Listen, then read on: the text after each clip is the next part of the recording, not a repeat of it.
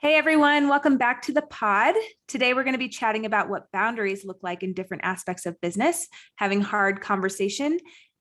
Wow, I'm just going to start over. I need to read this before I read it for the first time. I know. I was like, I don't think you've looked over this yet.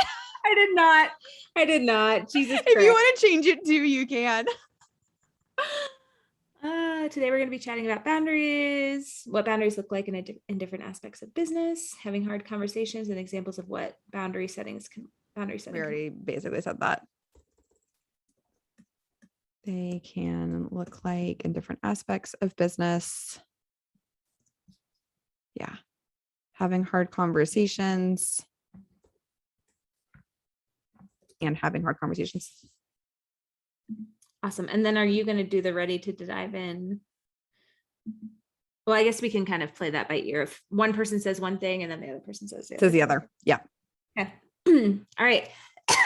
Woo! Starting it from the top. Hey everyone, welcome back to the pod. Today we're going to be chatting about boundaries, such an important topic. We're going to talk about what they look like in different aspects of our businesses and your businesses, having hard conversations, and so much more. But before we dive into today's episode, let's check in with Morgan. Morgan, hi. What were your highs and lows this week? Hello. My high of this week was I have had the most social past 7 days than I've had in a very long time. And it has just left me with such a full bucket. Like I just feel like I've gotten to connect with so many different communities, with so many different people in my social life and my family and business. Went to Dancing with the Stars last week, their like live tour, which was incredible. Helped some friends move, had my mom's birthday. It's the Houston rodeo. It's rodeo season. So I got to pull my cowgirl boots out of the back of my closet. Just a lot of social interactions that have just left me feeling energized. And yeah, my heart's just so full from it all. Dude, I've been watching you on Instagram and all the things you're doing. And I'm like, oh my God, I want a deep fried Oreo. Oh my God, that's so fun. Like, yeah, yes. You a busy lady. The Houston rodeo is known for basically being able to fry any sort of food. It's heaven. I'm going back tomorrow. Tomorrow will be Saturday. I'm going back tomorrow. And me and my friend Hannah are taking some people who just moved to Texas for the first time and have never been to anything like a rodeo. And we're taking them to the grounds. And my goal is to get them to eat as many fried foods as possible. I love that being your goal. That's going to be so fun. I don't know what it is about a deep fried Oreo. It's like, if you've never had it, folks, when it gets deep fried, it like makes it soft. Yes. It's like eating cake. I don't know. It's a lovely experience. It's so good. Yeah. I had deep fried, I was at the rodeo on Monday. I had deep fried Oreos and corn dogs and beer. And I was like, this is just like the best. That is totally like fair foods, rodeo foods. We love it. Yeah, absolutely. That's awesome. That sounds really life-giving. It was. That being said, I was like, I'm back at it. I'm being so social. This is so great. It hit me yesterday. I was exhausted by the end of the day. And I was like, noted, went a little too hard being social. Wouldn't take any of it back. Very thankful of it happened, but I am also very excited that I have no plans after this recording and we'll get to just hang out. So that was a little bit of a low. My other low was I've had the greatest dietetic intern with me the past 4 weeks. I haven't had an in-person intern in a really long time. And most of them are virtual, which like shout out to all my interns. I love all of y'all. Y'all have all been incredible, but there's just something about having an intern in person that is just so good. And like, she's got to help with the conference and she's just such a go-getter and like everything, like I'll like toss something out and then she'll like present a Google Doc to me the next day and be like, this is what I took away from that conversation. And I was like, you're amazing. Today's her last day. So I'm sad that she's leaving. Oh my God. That is like my favorite kind of person. of you plant a seed or you share something, maybe you even direct them to what you want. And then they're like, here you go. I've created the thing. And you're like, holy shit, that's awesome. Yeah. Yeah. Incredible. So I'm going to miss her. Oh gosh, I haven't had an intern in so long. Anytime we've had interns at our practice, what we typically at Nourish Colorado, my dietitian eating disorder nutrition group practice, we typically do it with the intention of them joining the practice. So we do actually an apprenticeship where people come dabble in the work a little bit, and then we decide if we move forward with employment. I haven't had just an intern who's still in school without that happening. I'm curious what that has been like for you and what you like about interns. And as I'm saying this, I'm like, man, we could probably do a whole episode on it, but what's like your 30-second reason you love interns and why you take them on? That's a great question. I think most of it is so many interns want to learn about the eating disorder space, which I think is really great. And there's also a lot of interns that want to learn about entrepreneurship. And so I'm contracted with 2 internships here in Texas, but I'm open to pretty much signing a contract with whoever. And I tell the internship directors, I'm like, if you have someone who's interested in eating disorders and interested in entrepreneurship, send them my way. If they're not, we're probably not going to be a good fit, especially if it's a virtual rotation, because so much of what I do is virtual. But I think I love the mentorship piece of it. Like selfishly for me, I mean, I think interns get quite a bit out of it too, but like I get a lot out of it. Like I just love being able to connect with dietetic interns. I also love that it's exposing them to things outside of the stereotypical clinical food service community rotations. Yeah. I mean, gosh, I'm thinking back to when I was a student and how awesome that experience would have been. Yeah. So just getting to provide that new experience. So yeah, love having interns. I don't take them on too frequently. I usually have maybe like 3 a semester, and they're with me for like 2 to 6 weeks. But anywho, what were your highs and lows of the week? What were my highs and lows? I think it's been a really busy week.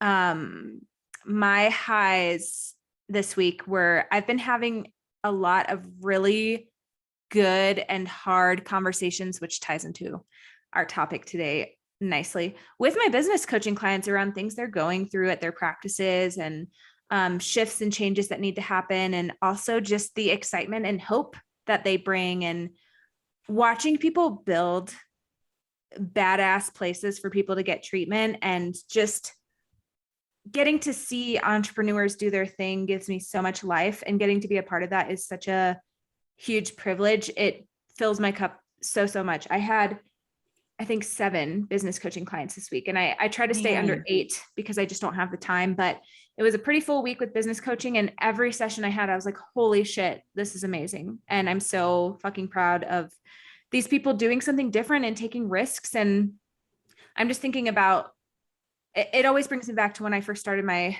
group practice, gosh, at this point, 3 years ago, and watching them go through what I went through and knowing where they can get to and how good it feels. I'm just like, I can't wait for you to do this. And I'm in it. I'm here with you. And I think we feel that a lot for our eating disorder clients, right? Of, I see what you're going through. Maybe you've been there as a clinician and it gets better. Just keep going. That's amazing. I love the weeks or just having coaching sessions where you can like see the needle moving. Oh my gosh, so life-giving. They're so lucky to have you as their business coach. Thank you. You know, I've been thinking about a lot is, before I started business coaching, it's something that I've always wanted to do. I thought it was going to be very like, do this step, and then you do this step, and you do this step, which was very naive of me. And logically, I know better.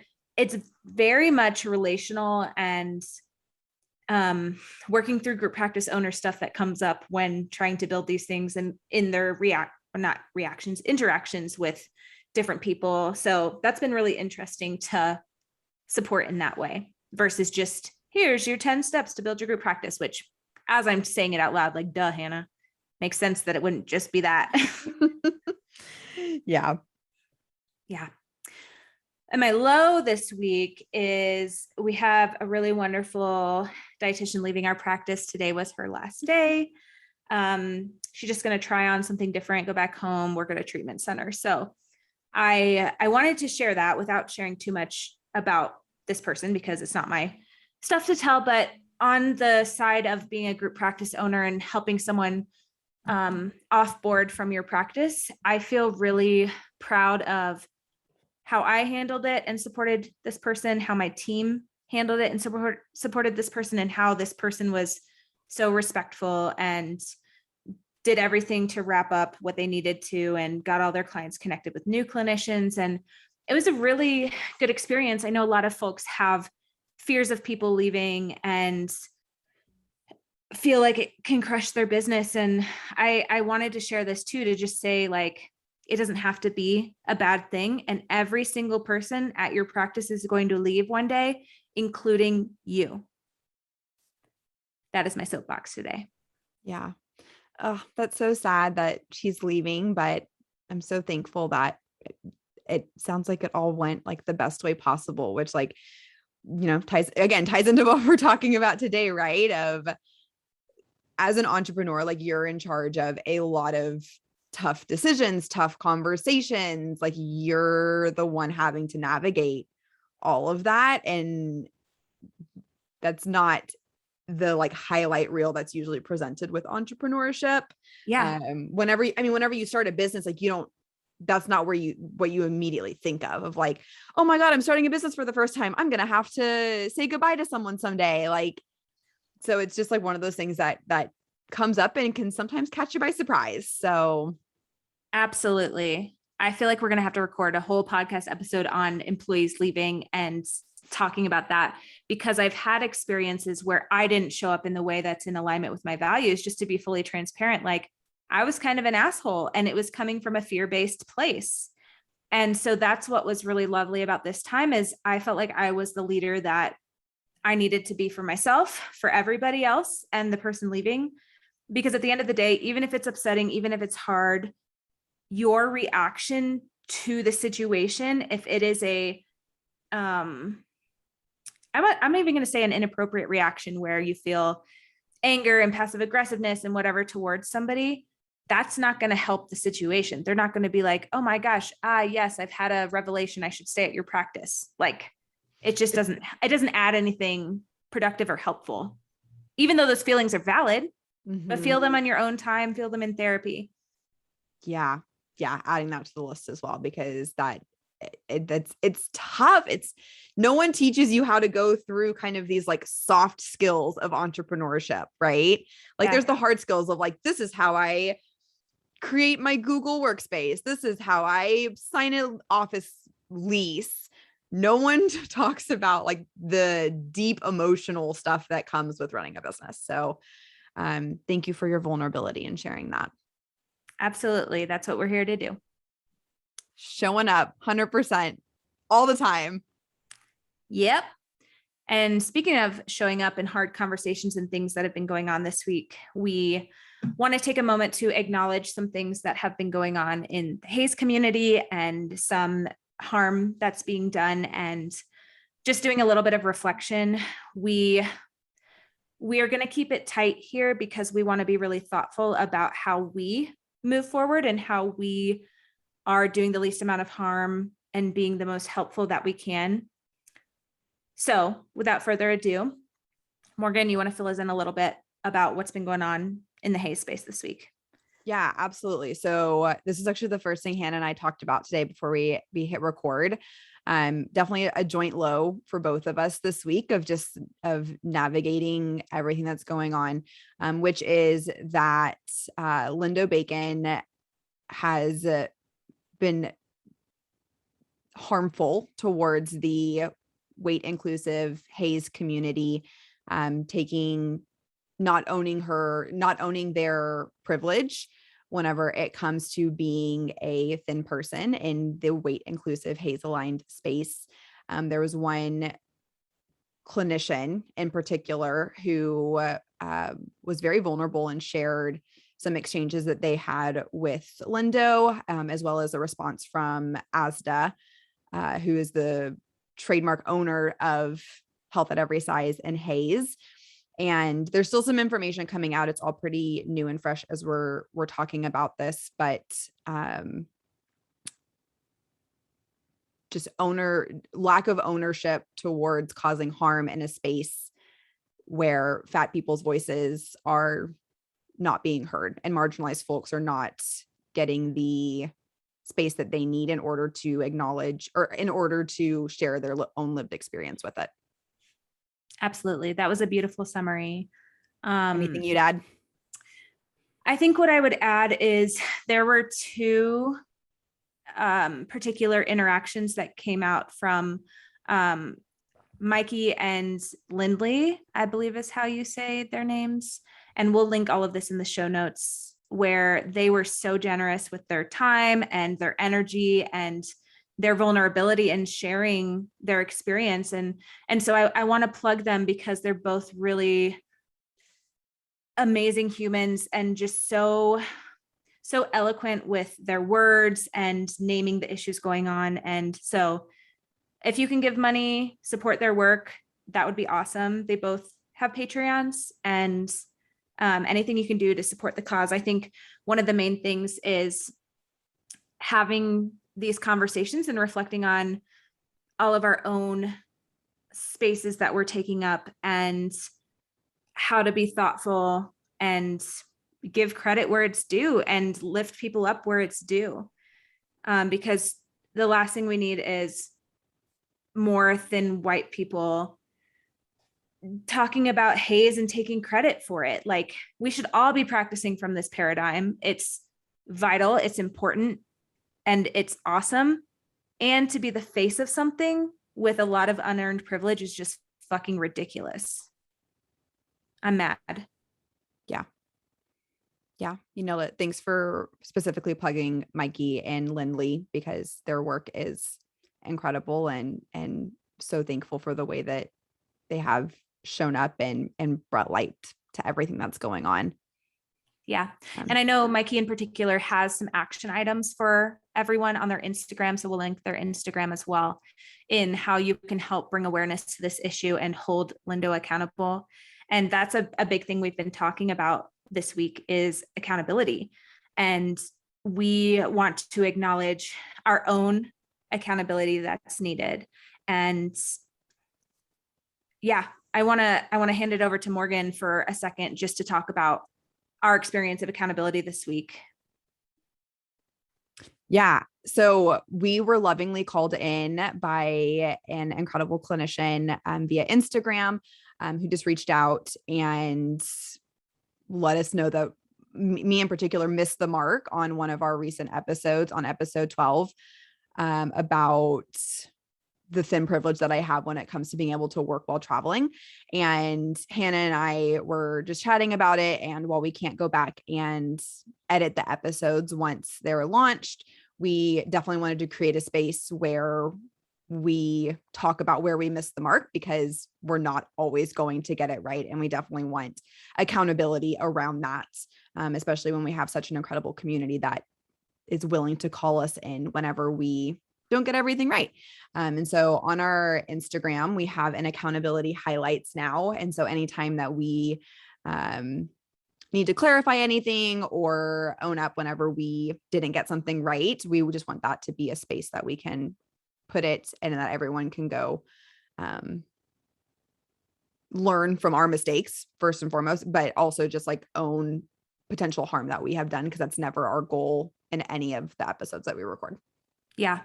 Our goal is to be here to support entrepreneurs in the weight inclusive space, give this free content, and be able to help people build up their businesses. And my hopes is that folks from all walks of life are listening and can utilize this information.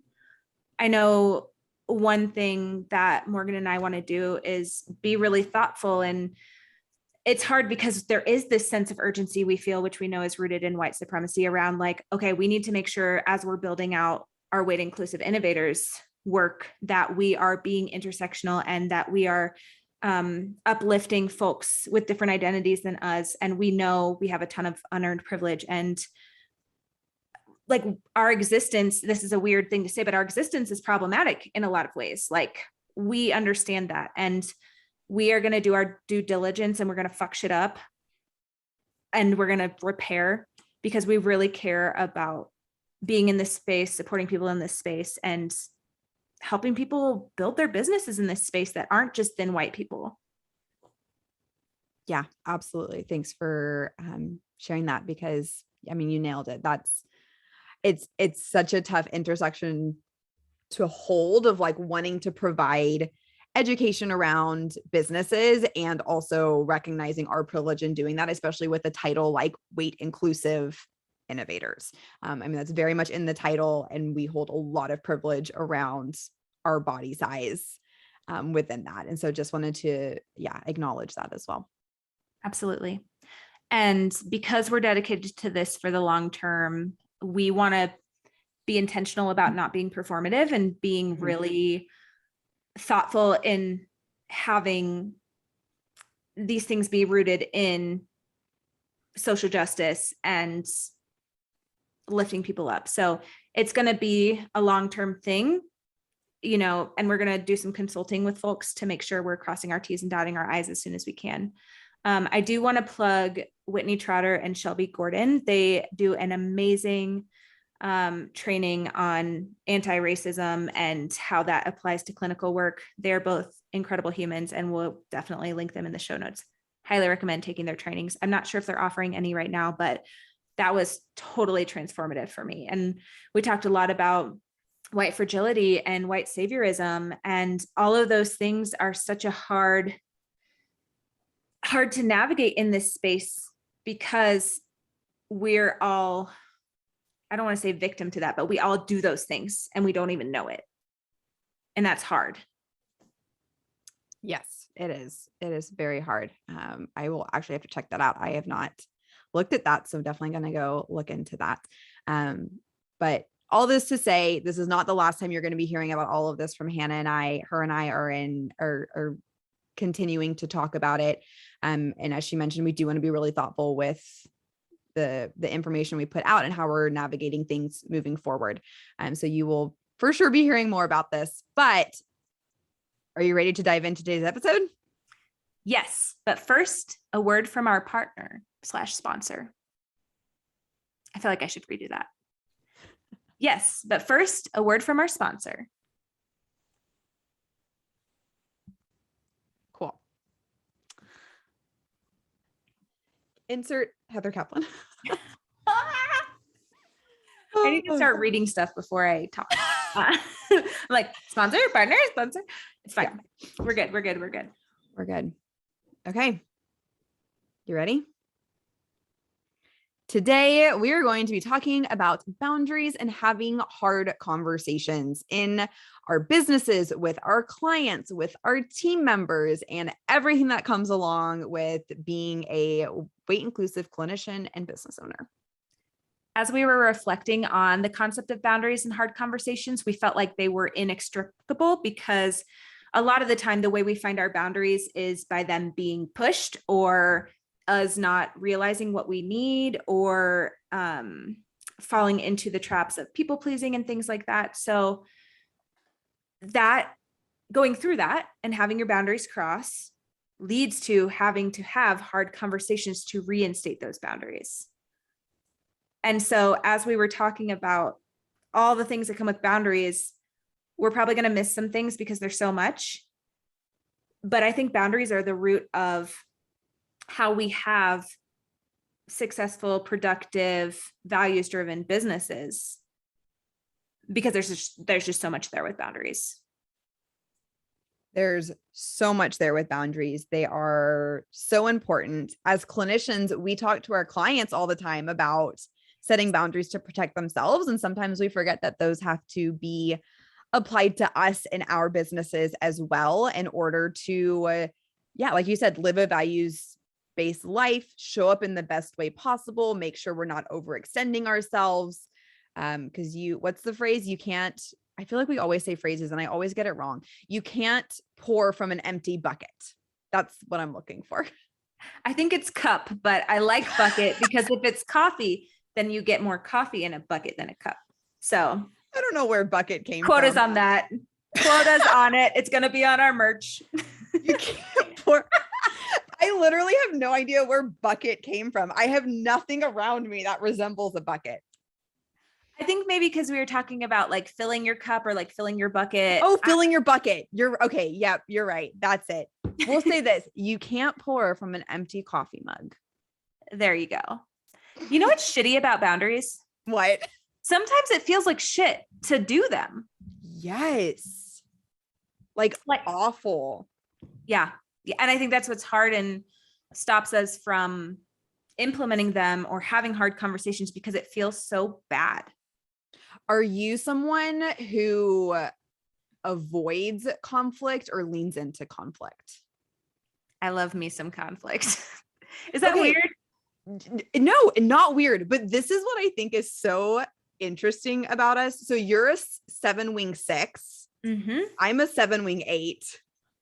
But in terms of like personal stuff, hate conflict. I can handle it with business related things, but I am very conflict averse. So but I feel like that's opposite. Like, I feel like it's usually like 6s that are conflict averse and 8s that are like, give me the conflict. Totally. Okay. The interesting thing about 6s, which PS to everybody, please look up the Enneagram, please take your test. It is transformative in understanding yourself, using it as a compassion tool. If you go to my website, valuesdrivengroup.com, I have a free download that's about Enneagram and leadership and how your number will influence leadership in business. So that can be a starting place for how it applies in all of here. But just so you guys know, Morgan's a 7-wing 8. 7's the main number. Wing 8 means that Morgan has traits that are strongly resonant with 8s. And I'm a 7-wing 6. So 7's my main number. I resonate a lot with a 6. 6s can be counterphobic, which that means they're basically the opposite of a 6. So 6s can either be very avoidance of conflict or they're very into conflict. And I feel like I'm intense sometimes, I feel, because, well, one, I like intensity. I like solving things. I like working together. I like hearing people's thoughts. And even if the thought isn't something I agree with, or it's kind of creating friction, like I want to hear it and I want to do my due diligence to reflect on what is mine and what I need to do different and how my feelings and how my boundaries were not instated or need to be instated, or I need to respect somebody else's boundaries. Like it's, I don't know. I just think the end result is better when you deal with the conflict versus avoid, because you can't avoid it forever. It's not going to go away. It's 100% accurate.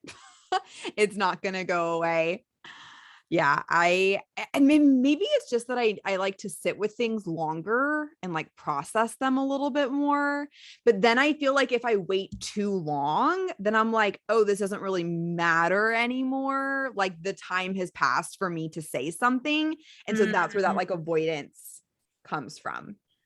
Which I think that can be helpful in some ways, right? Totally. It's like picking your battles of, is this something really important that I need to address? Or is addressing it because it's my own shit and it'll make me feel better, but it's not really going to add anything? Is it worth bringing up? That's how I feel anyway. And like when I think about what I choose to address and set boundaries around. And I feel like it is totally dependent on the person or thing we're interacting with. Like I know like boundaries for me look very different from like work versus friendship versus family versus like personal. And it just changes with all of that. And it's so individualized. Before we dive into too much about this though, you found a really great definition of a boundary. You want to share that? I do. And we will link the webpage in the show notes. So this is from the website livewellwithsharonmartin.com. And I was doing a little bit of research and it was hard to find a definition for boundaries. Actually, I was finding a lot of like, it's a physical barrier between things, which is fine and true. But this one was a little more like woo-woo relational, which we like. So the definition is an imaginary line that separates me from you. It separates your physical space, your feelings, needs, and responsibilities from others. Your boundaries also tell other people how they can treat you, what's acceptable and what is not. Without boundaries, people may take advantage of you because you haven't set limits on how you expect to be treated. As I was reading that, I actually thought of the golden rule of treat others how you want to be treated, when actually, if we're thinking about boundaries, it's treat others how they want to be treated. Snaps to that. Yeah, that's absolutely right, because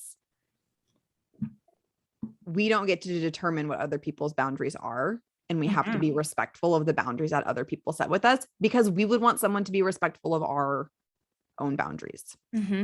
The other thing, which you kind of, this was integrated into the definition you gave, but the other definition you found that I also really like is where one thing ends and another begins. Being able to set your own boundary. And this is where I think with that first definition, like without boundaries, people can take advantage of you. If you don't have a boundary, nothing's ever going to end and begin. Like it's just going to be there. And so having that boundary of like, this is my level of tolerance with specific things has a definitive ending. Like this is where it stops and doesn't allow people to go past that. I like that you said level of tolerance. I think that's how you said it. Yeah. Because the word I was thinking of is limitations, which I think goes along with boundaries and tolerance. We all have limitations in many different ways around what capacities we have, what we're capable of in any given moment. And that is a limitation, whether we want it to be or not. And a boundary, I feel like, is set, like we are setting a boundary. A limitation is a natural boundary of like, nope, I just literally can't do this anymore after this time, or I have done enough of this now and I've learned my limitation. And so this boundary is being set because I can't go further anymore in this. Yeah. It's almost like you have to know your own limits and then like set the boundary before that, before you like get pushed up against that like max capacity that you have in whatever realm it is.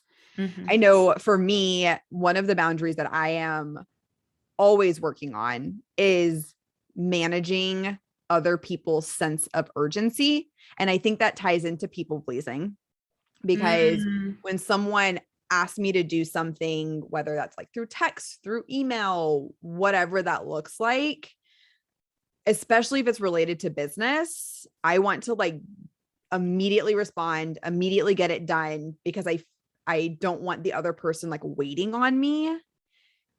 And that's a really hard boundary I've had to learn as an adult. The phrase that I now repeat to myself is someone's urgency is not your emergency. Whoa. I like that. Yes. Because it sometimes feels like an emergency, especially if they are like, this is urgent. And I'm like, I get that. And like, I also have to set a boundary around it. Like there are things where like someone else's urgency like does need to be my emergency, and I get to make that deciding factor. But it's also like, I get to recognize like what is a true emergency situation. Yeah, especially when it involves you. And like we talked about earlier, sense of urgency is rooted in white supremacy. And because it pushes boundaries and because it creates a power dynamic of this is really urgent to me, so I'm telling you that you need to help me with this, or you need to do this for me. And I have been someone who creates a sense of urgency in other people. And there's a time and a place for that, but we need to really sift of what is actually urgent, because it can't just be urgent because we want it done. That's not how the world works, especially involving other people and respecting their boundaries. Absolutely. I like that you brought up the people pleasing piece, because I think this is the ultimate boundary clinicians struggle with, business owners struggle with, people who employ people struggle with. And gosh, if it isn't all rooted in our childhoods, I don't know where it came from. I have no idea where else it would come from, of this idea that we need to, this idea that like we're put on this earth to give to others constantly. Mm. And Yeah. being made, like, I know a feeling that came up for me whenever I was really in a place of challenging people pleasing was feeling selfish. Like if Mm. I held that boundary against someone and I was like, ooh, like I feel selfish. This feels so wrong. I now own that selfishness because cheers to boundaries. Yay. Cheers to boundaries. I don't want to say I like the word selfish, but I really lean into that word because we have to be selfish. We have to take care of ourselves. And selfish doesn't have to mean at the expense of someone else. I think that's what we associate it with. Mm-hmm. But selfish can be, I am also choosing to respect my own boundaries, and I have agency in that. Yeah. It's like there's just so many, what do I want to say? Within setting boundaries, there's just so much to consider. And first and foremost is like you, because you're the one, you have to take care of yourself. No one else is looking out for you. You have to look out for you. Mm-hmm. You also have to keep in mind like the person or situation involved, the circumstances for which this boundary, what different boundaries are being set, and kind of what we mentioned earlier, like our own limitations around what the threshold that we're able to handle. Mm-hmm. And as we're looking at these things, the person, the situation, the circumstances, the limitations, this is where the hard conversations come in, because often we set boundaries together as humans, or that would be the most repairing, honoring way of here's my boundaries, here's your boundaries, here's the boundaries of the situation that just are what they are. And how do we respect all of this and navigate it in the best way, even if it's maybe not what our quote unquote ideal situation would be for whatever reason. Whenever I experience this, because I you nailed it. Like boundaries are going to get pushed, which then lead to hard conversations. So it's like it's a very like retroactive process. And I know that for me, and this might be part of me being a little bit more conflict averse, if something pushes my boundary, rubs me the wrong way, I notice like physical sensations related to something happening to me or around me, I usually always give a 24-hour like waiting period before I respond, because there's so many things that impact our lives. And if something were to like push my boundary, that reflection of like, was this because I didn't set the boundary? Was this because there's things happening in other parts of my life not related to this boundary at all that are like making it seem more intense or worse than it actually is? And so just being able to process through that, which is really interesting because I give myself 24-hour waiting period, but whenever someone initiates a hard conversation with me, I'm very much a like quick reacting, I want to fix it, let's resolve things quickly, which I've never really put that together until now, where it's like, if I'm the one wanting to initiate that hard conversation, I give myself a lot of time. But then if someone were to come to me and be like, what do we need to do to like resolve this right now? Instead of being like, thank you for sharing that with me, let me think on it. Mm-hmm. What about you? How do you respond? I was just sitting here reflecting on that. I relate a lot to what you said, just around like, if I'm the one who crossed someone's boundary, I want to fix it. Mm-hmm. Like I don't want space. I want us to be okay right now. I think that shows up a lot in my personal life, in business, because I've seen the detriment of not having boundaries and not having space. I feel pretty good. And it hasn't always been this way. Like I can think of conversations I've had within teams that work with me to where we've had really hard conversations and I've created that sense of urgency of we need to fix this now. And the person was like, no, I need space. And I was like, that was hard for me. And it turned out for the best for everybody involved. And it really showed me like, okay, space doesn't mean that something's going to go catastrophic and shit hit the fan. It actually really improved our relationship and we worked through it.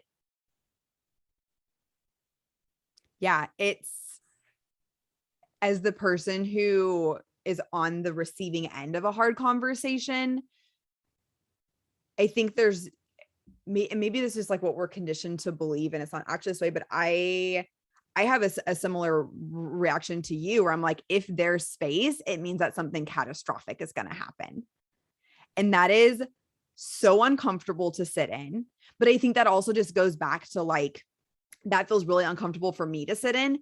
And that's not my boundary to push up against, right? Like I have to figure out how to deal with my own shit of being uncomfortable with space. Like that's on me. That's not on the person that's initiating the hard conversation. Mm-hmm. These moments are such moments of growth in us. If we can tolerate the discomfort and trust that creating the space, honoring boundaries, trying to figure out what those are, even if it means someone can have a reaction to it, is so much self-growth. And it just changes your view of the world and improves your life, I think. It absolutely does. And I'm sitting here saying like yes to all of this stuff. I also want to own the fact that like setting boundaries and initiating hard conversations is so fucking hard sometimes. Like, ew, it sucks.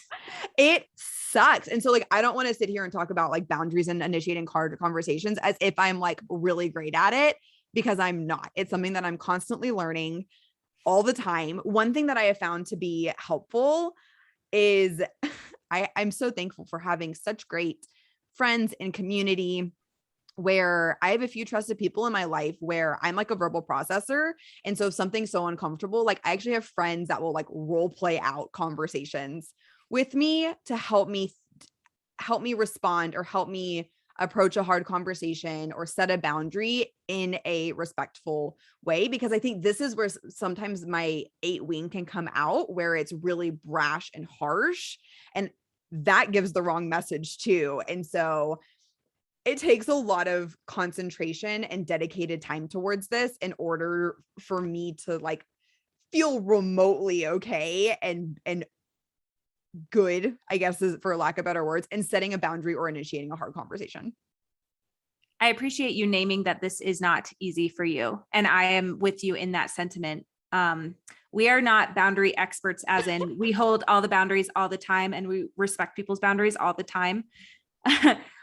Because we're humans. We're humans. That's not, yeah, that would feels unrealistic for that expectation to be there. Absolutely.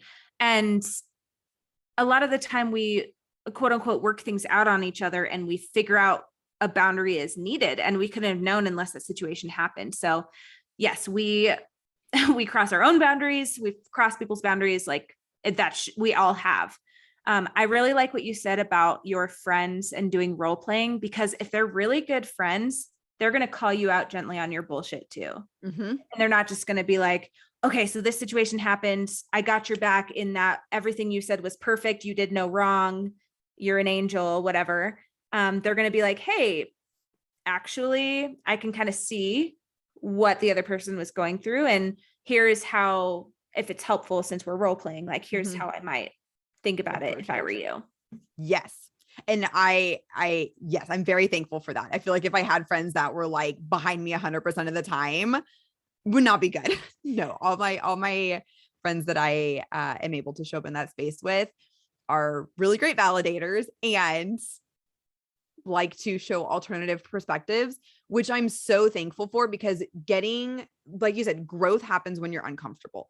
Getting to be uncomfortable in a role-playing situation and being called out by people that have like, I know like will love me wholeheartedly, even as I'm like navigating tough conversations, feels way less uncomfortable than like going into a situation kind of blind without having talked through any of that before. Yeah. Absolutely. And when you're able to have that time to practice, and that creates space, right? Because the time of an event or where a boundary needs to be set or whatever's happening, being able to have the time to role play and talk it through and process it before coming together with the person, the situation to set the boundary, it allows for everybody's nervous system to regulate a little bit, for everyone to kind of come to a place of being present and can work on responding instead of reacting. If something happens where we figure out a boundary needs to be placed and we're just in it right in that moment when things are heated, we often have a reaction, which I know I always regret. I always regret when somebody gets too close to me when I'm driving and I brake check them. Like, yeah, it never feels good. I leave the situation feeling worse, even though they were riding my ass. I'm like, why? Like, that's such a reaction when really the boundary is like, okay, this person needs to get off my ass. I can't communicate that to them. I'm going to remove myself, get in a different lane. That was a really great example for responding versus reacting. Thanks. It happened earlier. Fresh on your mind. Yep. Oh man, that's awesome. Yeah. And I think just another piece of having hard conversations, and this is one that I also have to work on a lot. And I imagine you probably are in a similar situation where, you know, we're doing coaching, we're providing services, we're hosting things. And part of that is getting feedback, the good, the bad, and the ugly, all of the feedback. And we actually we talked about this on the last, I think it was our last podcast episode, where it's like you could get 99 positive praises and that one piece of constructive feedback or negative feedback is what's going to stand out to you. And having hard conversations, you're going to have to be open to receiving feedback. Doesn't mean you have to accept all the feedback, but you at least have to be open to it and validate someone else's lived experience of what that feedback brought up for them. How do you personally feel about feedback in the business space? Ooh, that's a great question. Whenever I have really good experiences with clients, I love sending them my feedback form because I'm like, I'm so excited to hear what our work was like together. There's also questions on that feedback form that are like, what could I have done better? How would you shift this? What feedback do you have? I always want to make the experience of going through design work as best as possible for someone. And so I've gotten better at accepting feedback over the last few years. I think it's something that you just naturally have to start accepting when you own your own business, because you're not always going to get positive hunky-dory feedback. I have had to learn to sit with it and just know that that's someone's experience, and that and almost feeling thankful that someone felt comfortable enough to share that feedback with me and that they trusted that I would respond appropriately. And when people give us that constructive feedback, even if it's hard to hear, they're invested in helping us do better in the future too, which is just so gracious. Absolutely. How do you respond to feedback? I love feedback. Over the years, I have found that if there isn't any feedback, something's off. And I love a lot of the reasons we just talked about for feedback, of people trust us to be able to hold it. They want us to do better. Having feedback and taking action on that is only going to improve everybody's experience of whatever's going on.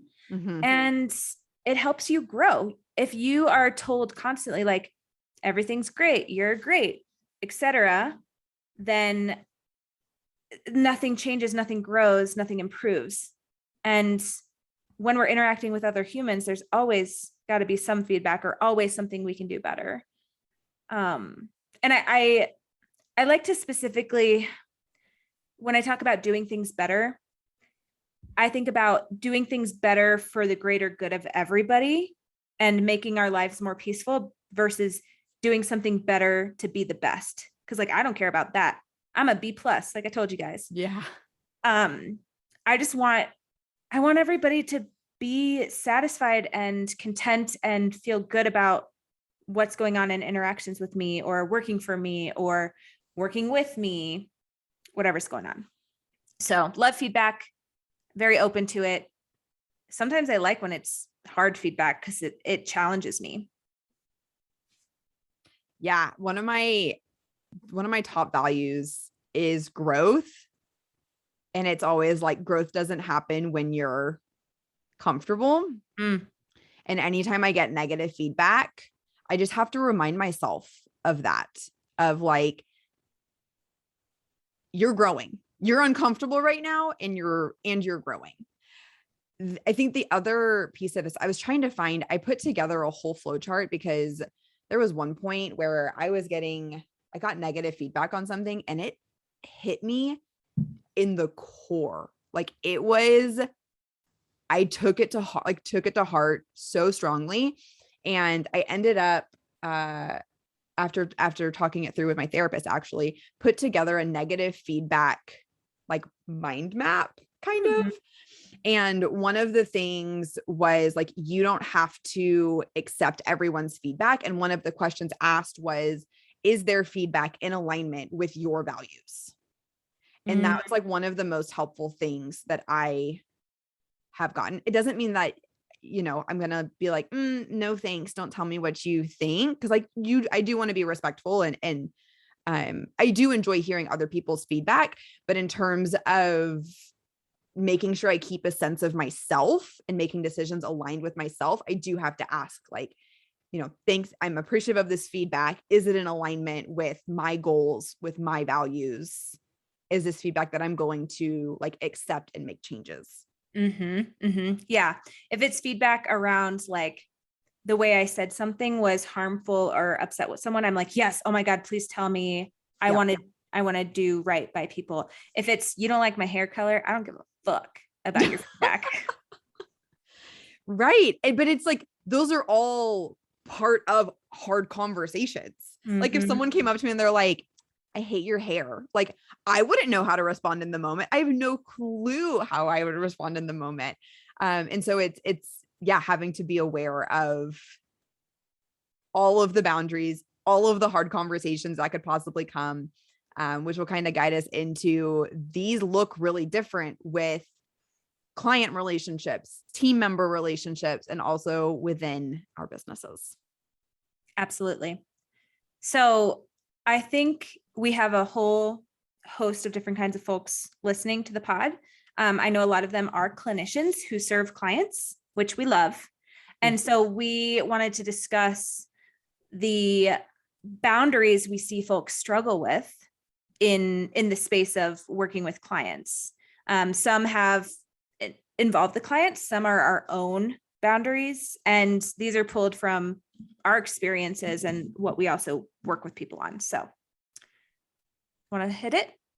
Yeah. So just reflecting on the time that I was working with clients, that was my first job out of college. And so kind of my first professional setting as well. And I know one of the hardest boundaries for me to hold that honestly I didn't really hold was timeliness. And I did this with a scarcity mindset. And so what I mean by that is I worked at a higher level of care. Everything felt a little more urgent because it was a higher level of care. And I felt like I had to be on 24/7. I think part of that was I was at a residential facility where our clients were there 24/7. And so I was like constantly monitoring emails and whatever communication. It wasn't Slack, Google Meets. No, I don't know, whatever it was, where we communicated. And I this was more of like a personal boundary than like a boundary with a client, but had to set a boundary around like not checking my email and responding to emails incessantly at all hours of the day. Cause then that set the tone that I would be available for everything at all hours of the day. But that was a really hard boundary to set. One, because I cared about my clients. So I'm going to name that, but also because I was like new. I was a new dietitian. I wanted to be accessible. I loved the work that I did. And so the idea of telling someone like, no, I can't respond to that until tomorrow morning made me feel like I was going to be like a bad employee. Gosh, emails is like one of the biggest boundary bullshit things we experience in so many different ways. I still fall into the trap of checking emails at inappropriate times. I'm like, and sometimes like we talked about in the social media episode, I think it was, it feels like repetitive and addictive, and it's like a cycle. And it's one of the reasons why boundaries with email specifically, and we'll talk about client communication in general, is we need time to have the separation of work and life. And if we're always on because we're checking our emails after hours, there's no like come down from the day, that is burnout central. And resentment central. Yes. So email boundaries, important. Communication boundaries, that kind of goes along with emails, is important. So like Morgan was saying, we can't be available all day, every day for folks. One of the boundaries with communication that we have at my practice is we don't let people text us. And that is just to maintain privacy, to maintain personal work boundaries, and to not be on all the time. Do you have like a Google Voice or anything where they can send you messages that way? So we recently switched to Simple Practice, and there's a way that clients can message us through there. Clients can email us, clients can call the office phone, which we use Spruce for our phone line. Gotcha. Google Voice is a great option. I think it's pretty low cost as well. So that could be a helpful solution for somebody struggling with boundaries. But we have frank conversations with our clients of like, please keep all communication in the portal. If it has HIPAA information, scheduling stuff, please email us. Gotcha. Gotcha. What other boundaries? I kind of want to ask you these questions since you're the one primarily working with clients. What other boundaries do you set with clients? So I'm going to speak to a little bit more of the admin-y type things, and then I want to talk about the clinical work and boundaries. So another admin type thing is accountability for clients to not cancel appointments and for them to show up. So we know that folks who struggle with eating disorders can be avoidant at times. Also, we can be avoidant at times. And with that, there can be last minute cancellations. There can be people just not showing up to their appointments. There can be people trying to stop seeing their clinician they've been working with for 6 months and doing it over an email out of the blue. And I think to capture all that, it's really about accountability and about showing up. And so we do everything we can to hold people accountable because they need care. We care about them a lot. We want to support them. They can be really ill. And also it's about respecting the clinician's boundaries and knowing they have limited spots in their calendar. Afternoon spots are a hot commodity. And so if someone's regularly canceling in an afternoon spot, that's a problem because there are so many people that really would love to have that spot and will show up. And it's just not respecting anybody's time. So we have things in place like cancellation policies, which we are so fucking firm around. If you need a pep talk on this, I'm your girl, because I don't know, I just take no bullshit. I know things happen. And of course there's case by case things that are super valid. But if someone just doesn't want to show up because it's hard, that's not a good enough reason for a cancellation fee to be waived at all. You were going to show up with them. It's a boundary. That's such a good boundary. That's honestly a conversation I have with folks quite a bit whenever we're talking about like laying the foundation for their brand too. Like that kind of ties into that piece of it as well. Do you usually give them like a one free pass and then be like, this is your one free pass from here on out? So No, not Okay, anymore. I did in the cool. beginning, and I leave it up to my team, my Hmm. clinicians, if they want to or not.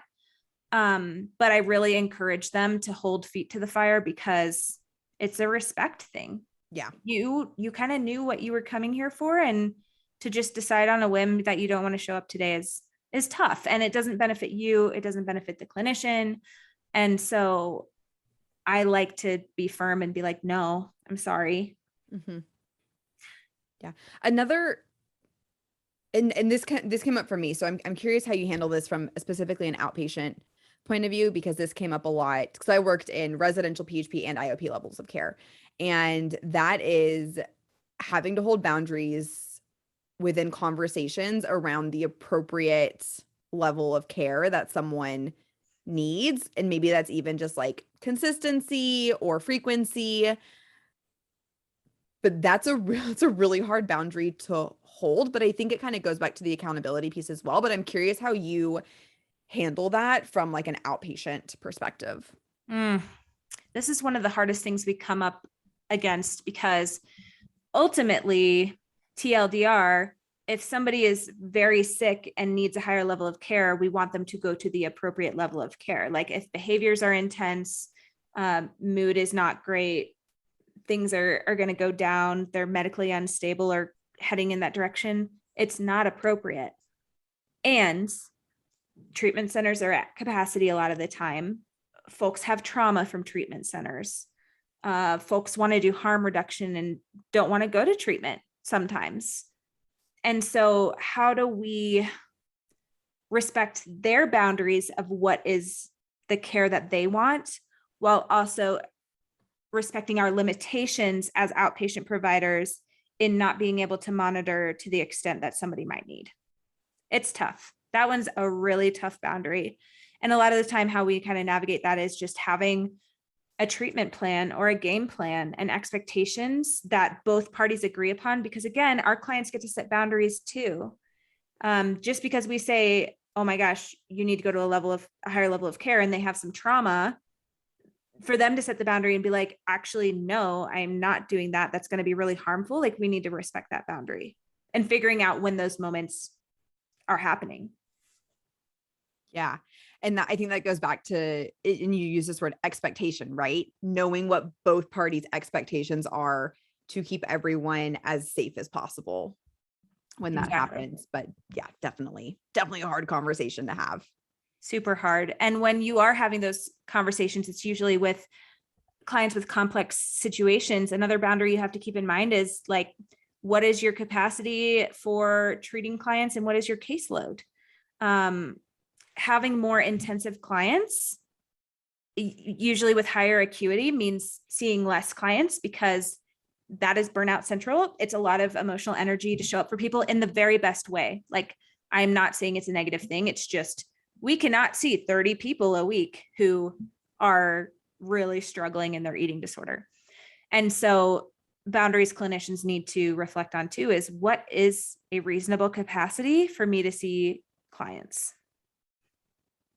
Definitely a great boundary to explore. Cause yeah, I think a lot of the times people are like, oh, I want like a quote unquote full caseload of 25, 30 clients. But yeah, you definitely have to consider the types of clients you're seeing, the severity of eating disorder, if it's a combination of like eating disorder and disordered eating, like whatever balance that looks like, that's going to support you as the clinician best. Mm-hmm. There was one last thought I just had about Mhm. boundaries in client work. And this one can go in so many directions, but the boundary that needs to be set amongst our own limitations around privilege of if there's someone at our practice that would really benefit from somebody with shared identities, being the one to set the boundary of, I need to refer you out. I think this person's going to be a great fit. I really want you to get this specialized care and have someone who can really support you in this. And I obviously really care about you, but I have limitations. And that's a boundary we have to bring forward that affects us, right? If we're thinking about business and clients we want to serve and being social justice advocates and wanting to show up for people and support them, knowing that's not always our role to do it directly. And sometimes we need to refer out, which was something I learned from Whitney and Shelby's course and support group situation was that, like, needing to refer out. Yes, that thank you for bringing that up. That's definitely a very, very important boundary to set with clients as well. Next, we wanted to move into what boundaries and hard conversations look like with team members. This one, where I'm coming at this conversation with is I have one design assistant who's very part-time and then taking on dietetic interns. And so that's kind of the experience that I'm bringing into this conversation. I think one of the things that is hardest for me is I am, as someone who is like essentially in charge of my design assistant, as well as a preceptor for interns, it's feedback central. Like I am constantly having to provide feedback, and figuring out how to do that in a constructive way has been a learning curve for me, because I'm very much like, I'm one to like see something and then immediately problem solve it. And I've had to stop myself. And if my design assistants are listening to this, you'll know how I email you, but she'll like send me something and I immediately want to just send like, hey, change this, this, and this. But instead being like, hey, thanks so much for putting the time into doing these. These look really great. These are my recommendations, and here's why. And being able to give that explanation as well. I've gotten better at giving feedback in that way as like someone in more of a leadership role. And it still makes my stomach turn a little bit every time I have to do it. Oof, I relate to all of that so much.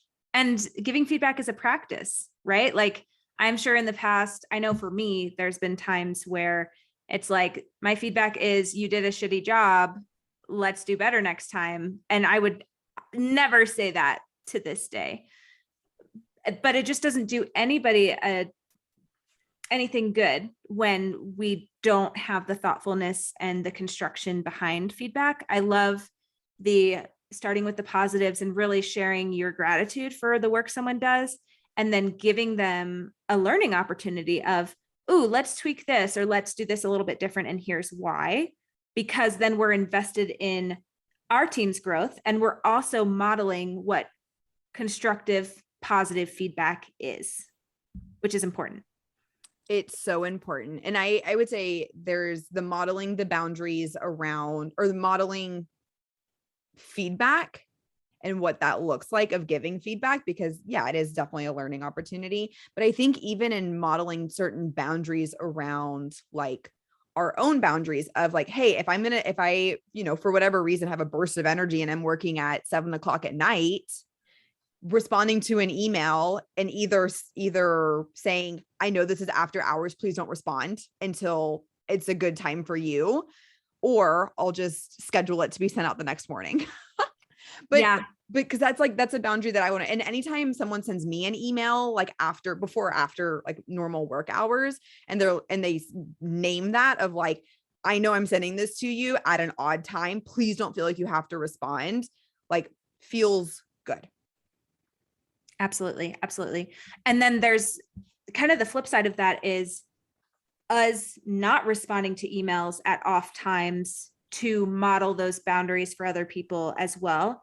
And again, we get to decide when we override a boundary we usually follow, when we have that burst of energy and it actually would feel really good to catch up on some emails, or like we're in a grind and we need to do this. That's fine. But for the most part, what are the ways in which we're modeling work-life balance, not being on all the time, honoring different parts of humans that are outside of work, and doing that for ourselves too? Yeah. I think this might be a little bit of a hot take, and we can talk through it, because I feel like you and I are the same. It depends on who the person is, right? Like there are definitely people where I would schedule an email to be sent out later. Between you and I send you emails and texts all the time with the intention of like, I know that Hannah will get to this whenever it is a time most convenient for her. I will let you know if something is urgent. Usually it's not, but just to get it out. How does that sit with you though? I don't think you and I have ever talked about email boundaries. Yeah, no, I'm with you on the same page. And I was just thinking about times where, like, if you've texted me something that's like exciting about our business or an idea you have, if I know that it's going to get lost in my text or something, my boundary setting is, oh my God, that sounds awesome. Can you just shoot that into my inbox so that I don't miss this? And in a way, Yes. that's setting a boundary of like, oh yeah, maybe text wasn't the best way because I don't want to lose this. I think it's an awesome idea. And let me give you an action item. And then in your head, you're storing, okay, when I have ideas, I'm going to email them to Hannah.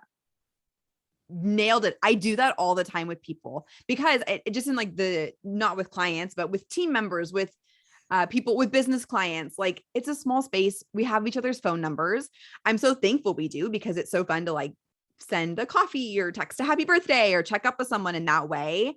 And it opens up this opportunity for someone to then text you with business related questions at any hour of the day. And I'll do that with people as well and be like, love this. Please email this to me. I will prioritize it first thing in the morning.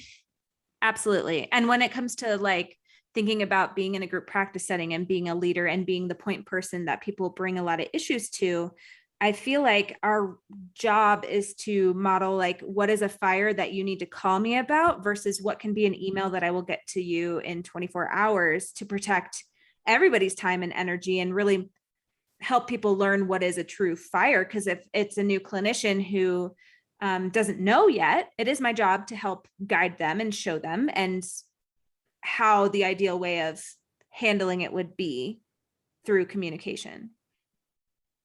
That's so important. And I love that they're getting that feedback from you as the leader, because I think that's where some people miss the mark in leadership. Not to say that I've never done this either, because I probably have, but being able to walk them through that. Like, I know I'm trying to think, I'm like thinking of some past managers who like urgently text or call. And it's one of those, I know it's like a running joke of like, this could have been an email. And like, but really it could have been. And so the fact that you have so much awareness around that as a leader is awesome. Yes. And I still fuck it up. Like I can think of times recently where I've texted one of the supervisors at my practice on, as soon as I sent it, I was like, oh fuck, I should have just done this as an email. What, like, why? And that's part of ADHD and impulsivity and like wanting to get stuff done. But then I kind of backtrack and I'll follow that with oh my gosh, sorry, I'm going to email this to you. Like, please disregard. Have a great evening. Yeah. So not perfect by any means.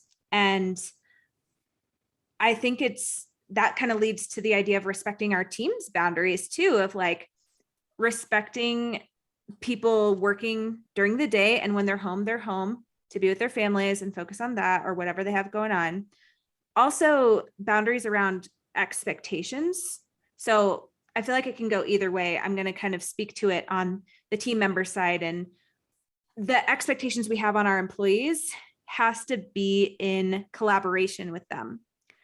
So if I'm sitting here and being like, everybody needs 30 clients on their caseload a week, and my team is setting a boundary of like, no, literally, I'm going to die if I do that. Like, I need to be able to receive that feedback and have a conversation, maybe a hard conversation around what are people's actual capacities, what is helpful, what's doable from the business standpoint. And that's the boundary I kind of give back. And then we repair and negotiate and figure out what's going to work for everybody involved. I love that. Yeah. Respecting a team's boundary. Very important. Anything else that you would share about boundaries and hard conversations specifically with team members? Gosh, I feel like there's so many things I could share, but at the root of it, it is just about nonviolent communication and communicating your expectations, communicating when something's not feeling good. All of those things are for both parties, employer and employee, leader and follower. Yeah. Nailed it. The last kind of segment we wanted to talk about around boundaries and having hard conversations is within our own businesses as well as with business clients. Because I think business clients look a little different because they're often other clinicians, but they're not team members. They're not eating disorder clients, as well as what boundaries look like for our own work-life balance.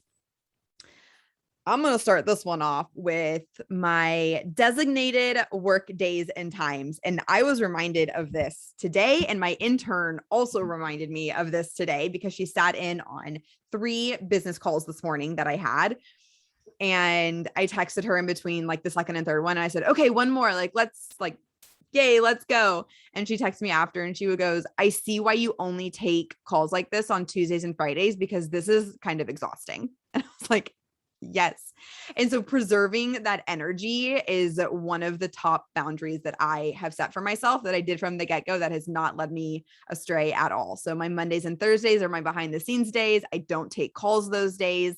Tuesdays and Fridays are my designated days for taking the calls, recording, showing up on camera, making sure I have energy or enough coffee to get through the day. But it allows me to show up better if I know that I only have to do that twice a week. Absolutely. I was just going to say it respects your boundaries as the person performing the calls and the services of not burning you out, but it also respects the boundaries of the person on the call with you, because if you're not your best self and they're doing a paid service with you or trying to get a feel for what working with you is going to be like, they don't deserve to get like cashed out, Morgan. Totally. It's a win-win on both ends. Absolutely. One of the boundaries I think about with business offerings is, and I actually want to take a step back before I dive into the specific boundaries. I just want to name working with clinicians most of the time is a wonderful experience of respecting each other's boundaries, like especially in the eating disorder field, because we know what it's like to not respect boundaries and to feel like our boundaries aren't respected. So honestly, working with other clinicians is the best, because I feel like it's not a thing to have to always check in around of like, hey, the XYZ is happening and my boundary is this. I think boundaries when it comes to business coaching and business offerings for me is my inability to say no due to FOMO. Oh my God, I relate to that so hard. We want to do everything all the time. Literally everything. And all, oh man, you nailed that one. That one's not on our list. You pulled that out of your hat. Yes. Oh my gosh, that's so true. Yeah, we override our own boundaries sometimes. And it's hard because there's this element. And again, maybe it comes back to sense of urgency too, or scarcity mindset of, well, I'm not going to have this opportunity later, or like somebody else is going to do it first, or whatever the fear-based thought that's not helpful is coming up. And the reality is, if you're putting yourself in a constant state of burnout because you're not implementing your own boundaries, you're not having work-life balance, you are taking on too much, it is just a catastrophic event waiting to happen. And yeah, it's just no good. Can't live like that. Kind of in, I would say, parallel to that is being in a space, providing services in such a niche space. I know a boundary that I have to constantly remind myself about is the fact that what we do is so niche and specialized that I think that fear mindset of no one else can do this. I don't know if that's the right way to phrase it. That's what my mind tells me. So I'm just going to name that of like, Morgan, you need to take this project on because no one else in the space is doing what you're doing. Like, you are the person to provide this service. And that gets to me sometimes because that's not necessarily true. It can be sometimes. Like, there's very few people that offer as niche of business services as we do for the population that we do. Mm-hmm. I hope that changes. I think there's so much room for more people to join into this space because I'm not going to be the best fit for everyone, and not everyone's going to be the best fit for me. And so there needs to be more people. But it's that impacts my ability to set that boundary of saying no, because I tell myself like, this person really needs or wants someone that can speak the lingo, and I'm that person. Mm-hmm. I feel that at my core as well. I actually, this probably isn't helpful, but sometimes I think about like, what's next as I'm like getting my swing of things in all my different businesses. I'm like, okay, what can I do next? And one of the things I have on my docket for the future is wanting to coach business coaches, because I don't know anybody else who is doing group practice coaching specifically for eating disorder clinicians. If you're out there, please hit me up. I would love to collaborate with you, send you some people, have a referral source, because I am pretty booked. My capacity is 7 to 8 people a week, and I'm there. I'm hoping to negate some of that with launching my membership over the summer, where people can access me at a lower price and also in a group setting. So it's more efficient and I can serve more people. But right now, like, there's such a need. And I always think about people don't know what they don't know until they get into this. And then they're like, oh, fuck, I need support. This is hard. And I love being that person. Like, this shit gives me so much meaning and filling my cup. And I will do it until I burn myself out. And I don't want to do that. I don't want to push my own boundaries to accommodate other people, which can be people pleasing. Coming back to that being at the root of a lot of this is, if I'm the only person doing this, I don't want to let somebody down. Yes. Oh, yes. That thought definitely pops into my head too.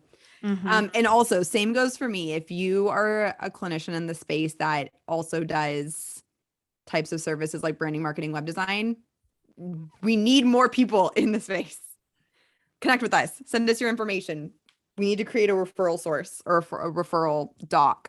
Absolutely. And I'll add to that of, we need folks with many different identities in this space. So please help us help you. We'd love to collaborate. Yes. What else comes up with boundaries and having hard conversations within the business? So I feel like a lot of my boundaries, like I mentioned earlier with business stuff, always come back to me and overstepping my own boundaries. So what I see happen, and I've definitely experienced, is trying to build things too quickly and not honoring the process. And a lot of the time when you're doing something like that, you're working really long hours, you're putting all your energy in one place and maybe neglecting other parts of your life. And so you're pushing boundaries in a lot of ways and mostly overstepping your own, which leads to burnout and leads to resentment and leads to not wanting to do the thing.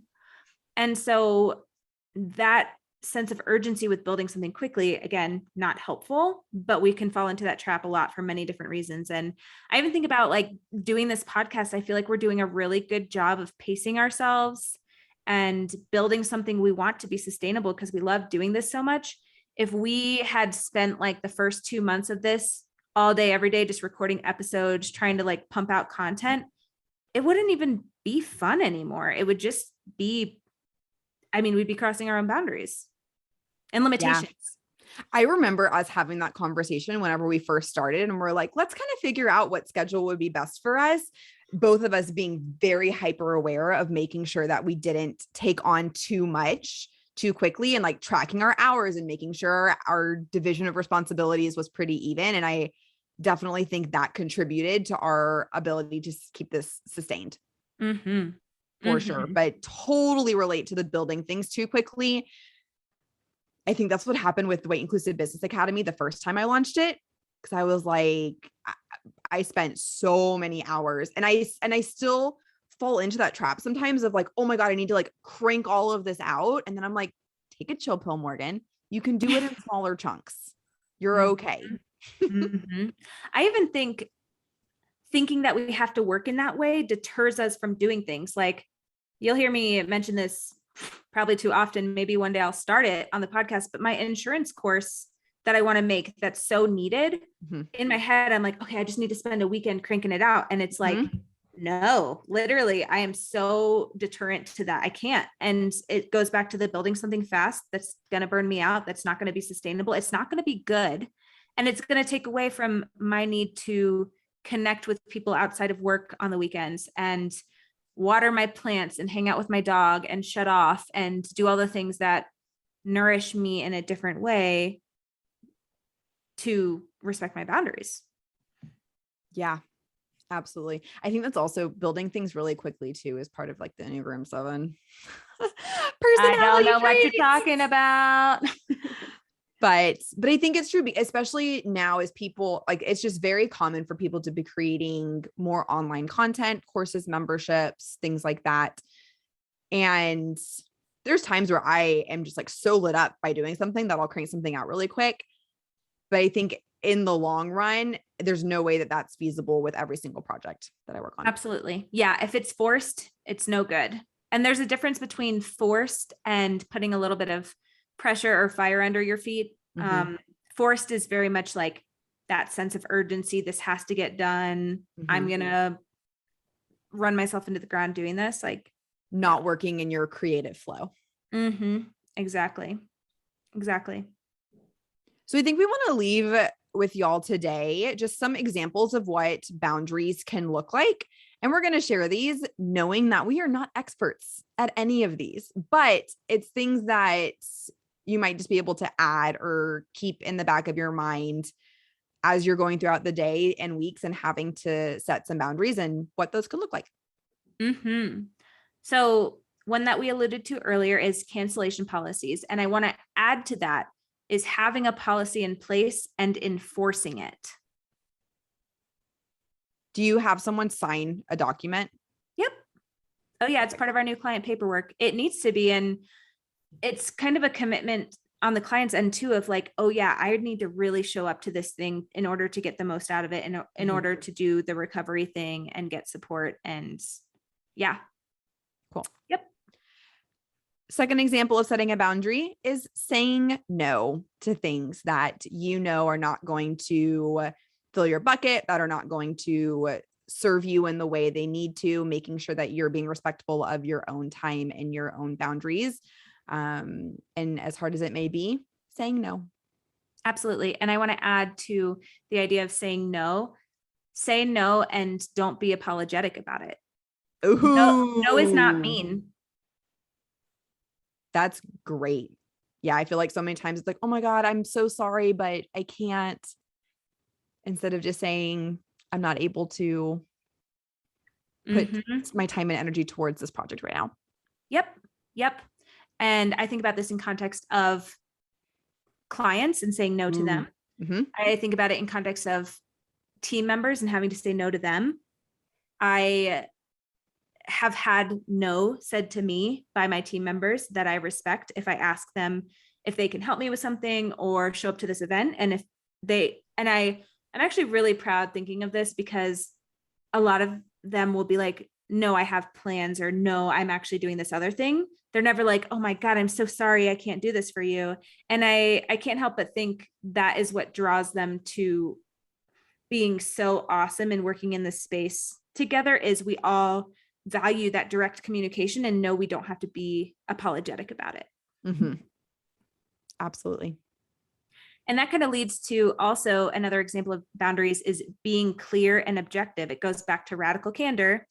Love the book. If you haven't already read it, we'll put it in the show notes. Definitely one of the top leadership books I've read. When